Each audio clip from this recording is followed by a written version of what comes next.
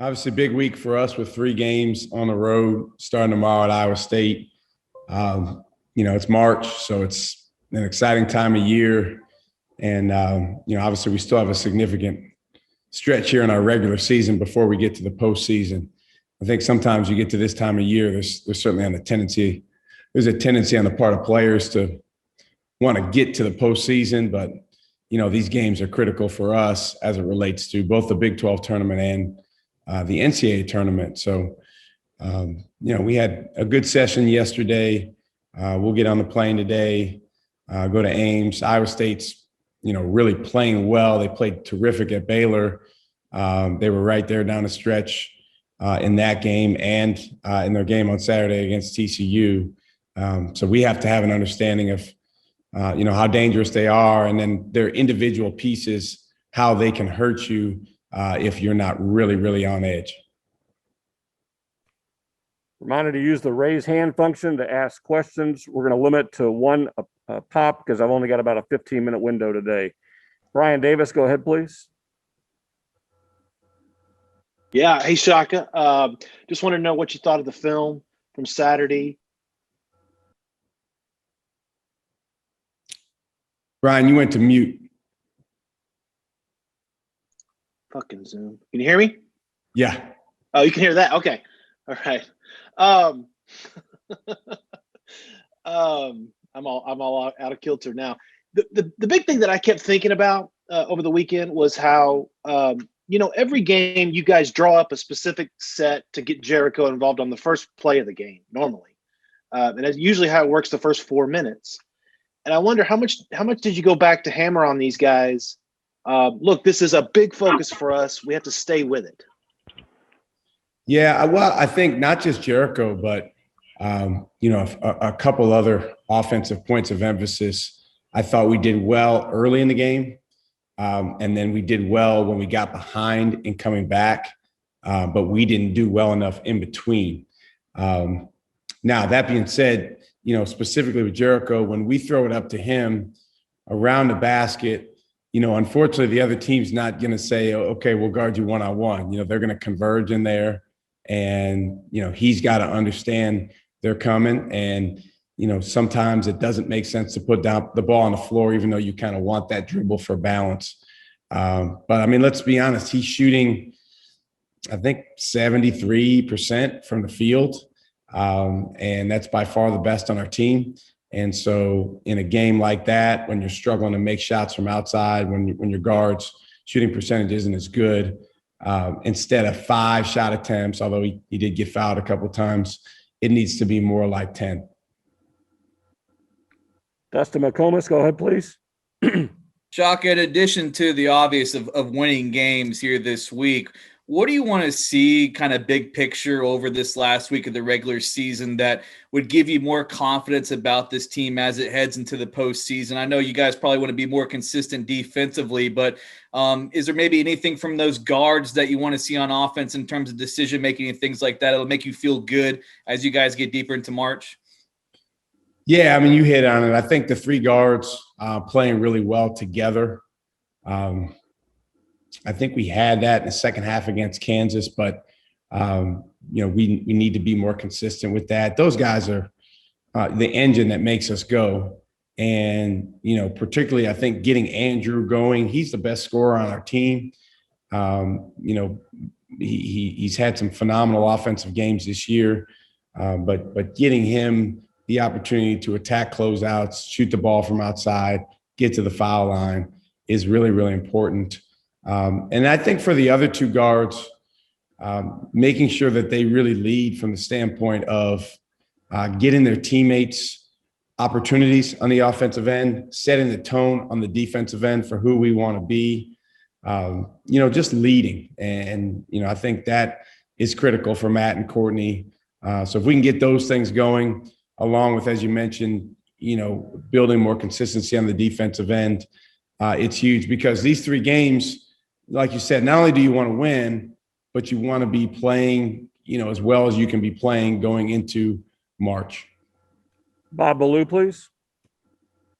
Shaka, obviously, after you pulled within 3 with 3 minutes to go, the late game execution wasn't what you wanted it to be. You've been in so many tight games this year. I'm curious what you're happiest with in terms of your late game execution, maybe where you guys struggle the most. And then as a coach, what's the most important thing you can do in those games? Because obviously you're going to play a bunch more tight ones down the stretch here. For sure. Yeah, I mean, specifically in that game, Bob, when Andrew hit the 3-point shot to pull us within one possession, on the next 2 possessions, we fouled McClung and Edwards, 80% free throw shooters. And the foul on McClung that was committed by Matt was a reach-in foul. It was a good call with, I believe, 4 seconds on the shot clock. He had nowhere to go. So, we just got to be smarter than that. When you talk about late game execution, we can't foul him there. Matt's a really good defender, but sometimes, he does try to reach in the cookie jar, and he got penalized there. Then the next possession was a foul on Andrew before they even got to half court. He kind of bumped Edwards. Edwards fell. So, when you're trying to come back in that situation, you can't commit those fouls. And then I would say the other thing is on offense finishing.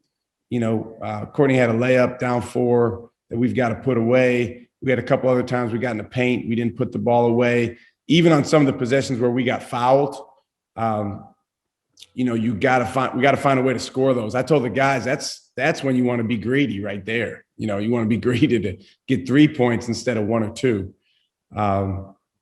And then I guess, Bob, the last thing would probably be a couple of the threes that we took when we were down a couple of possessions. We talk about in that situation, if you can get a great 3, terrific. But if not, we got to go to the basket, try to get fouled, stop the clock. Those guys probably felt like they could make that shot.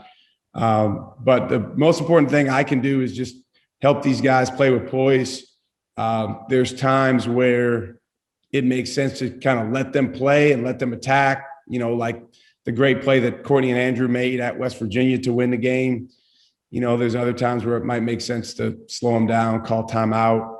I didn't think, if you remember going back to the Kansas game at the end of regulation, I didn't think we got as good a shot as we could have. But again, it's a fine line, do you, in retrospect, hey, let's call timeout there. But there's been other times it makes sense to let them go. So we've got to keep working on it in practice. Believe it or not, practice is still important this time of year because that's where a lot of that fine tuning happens. Nick Moyle, please. Yeah, Shaka. Saturday after the Tech game, you were, talking about how they played with, the gift of desperation. And Iowa State's, maybe the most desperate team in the nation right now. They've been searching for a win. So what do you tell your guys about just how dangerous they can be, going into a game like this? Yeah. It's exactly that. They've played really well. They've played really hard. I think, Steve's done a terrific job, keeping those guys highly engaged, highly motivated, believing in what they're doing.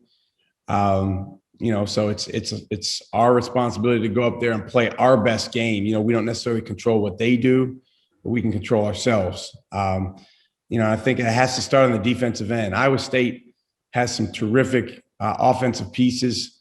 Bolton obviously is one of the best guards in the league. Javon Johnson had a terrific game against us the first time. We tried different guys on him, and he was, scoring the ball at will, particularly in the second half. Solomon Young is a guy that has given a lot of teams in this league trouble, including us. And then Coleman Lands is, I told our guys, I think he's the best shooter in the league coming off of screening action, on the move, which is obviously harder to shoot that way than it is when you're stationary. So, those guys and then some of their others are legit players, and we've got to do a good job defending them. Cedric Golden, please. Hey, Shaka, I know everybody's tired and a little banged up at this time of year, but we've talked in the past about the wall. Where's Greg Brown? Has he hit? He looks like he may have hit that freshman wall, even though he's had a couple of nice stretches. That's a great question, Cedric. And, we're trying to help him with that. I think the simple answer, not just for Greg Brown, but for all of our players, is when you are the late season stretch, when you do feel a little bit tired, a little rundown, first of all, you're going to get rejuvenated when you hit the postseason, but we're not there yet. So, there's a couple different options now. And to me, the option the only option to take that works is, taking all the other considerations that you might have, all the pressures you might feel, all the voices you might hear, and putting winning above those things. And that really simplifies. And believe it or not, that's easier said than done, but it's what has to happen. And, I think for Greg, this is probably the most challenging stretch he's had in his basketball career. It certainly will not be the most challenging stretch he ever has. And I think it's a great opportunity for him to respond, focus on the next most important thing, which is Iowa State, which is, putting energy into his team and his teammates. And again, whenever you're asking a team to, for instance, start on the defensive end or have a defensive identity, that only occurs when the players that make up the team do so. And so I think as a freshman, that's, it's our job is to continue to help him understand that, as well as the other guys on our team. Roger Wallace, please. Hey, Shaka, you guys have done a great job with some big road games, but you got some bad luck here with the 4 road games, and not maybe because you're going to face Hilton Magic, but just the grind of what you guys have to endure on the road. How much is that I know it's some physical, wearing the mask and all that, but mentally being on the road for so long here to end the regular season? Yeah, I mean, at this point, Raj, it's a great point, but it's outside of our control. The Big 12 decided to, make the schedule what it is this week. I think all of us knew coming into the season that it was going to be a unique year from a scheduling standpoint, and that it was not necessarily going to be, quote unquote, as fair or equal as, most years. Normally the Big 12 has pretty stringent scheduling policies. For instance, you never play more than 2 games in a row on the road. Your last 2 games of the year are always 1 home, 1 on the road. But obviously all that stuff's thrown out of the window this year. And again, I think we knew that coming into the year. Our job as a team is to take on the challenge. Fortunately, you do play 1 game at a time. So, we're going to go up to Iowa State. We'll leave today. Make sure that our guys have a very strong understanding of what goes into winning that game, then do our best to win that game. Then when that game ends, we'll quickly have to turn the page. Kirk Bowles, please. Shaka, I was curious if you taught Brock Cunningham that sky hook, or he came up with that on his own. And towards that, do you yell at your guys for shot selection, like, Brock taking too many open threes and the contested 3 by Kai Jones? It was the first thing on our edit yesterday that we watched was shot selection. We watched about 8 to 10 that didn't make sense, and in terms of the sky hook, I know I did not teach Brock that shot. He actually, and I'm not saying that was a good shot at that time, but he actually makes it a lot in practice against his teammates. And if he makes it there, you certainly praise him for 2 points, but it wasn't a good decision for our team at that moment. You mentioned Kai's 3. I think one of the things for young players is, getting them to understand the time and the score and the situation.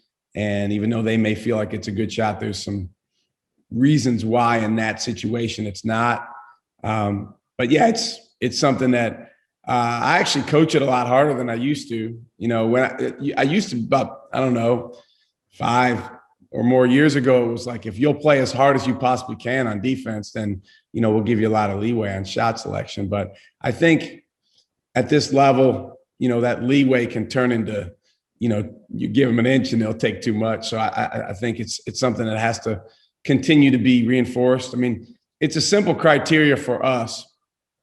Getting in the paint, and taking a good shot in the paint is the first type of shot we want. The second type of shot we want is if guys can shoot step-in threes that are good shooters, that are good shooters in terms of their percentage. And then really everything else falls in the third category. And if you break down all of our shots in those three categories, you'll see a marked difference between the percentage in category 1. Category 2 is pretty good. I think 38% this year on step-in threes. And then category 3 is much, much lower. Sam up in Dallas, go ahead. Hey, Shaka. I'm curious if you could kind of rewind back like 50 weeks ago, something like that, to the day I think you guys were going to play Texas Tech, and just kind of the day college basketball shut down. If you can kind of take me through that day for you and your team in particular. Yeah, Sam, it's interesting because it's during this last year, it feels like time has gone really fast, but then it also feels like so much has happened, and it seems like that's like years ago. So it's a strange thing, but we were obviously in Kansas City. We're getting ready to play Tech. We practiced the day before. Brock Cunningham turned his ankle pretty bad, so we went from having 8 guys to we were going to have 7 guys. But we were, at that point it was like, hey, let's go. Let's see what we can do. The guys were in a pretty good place.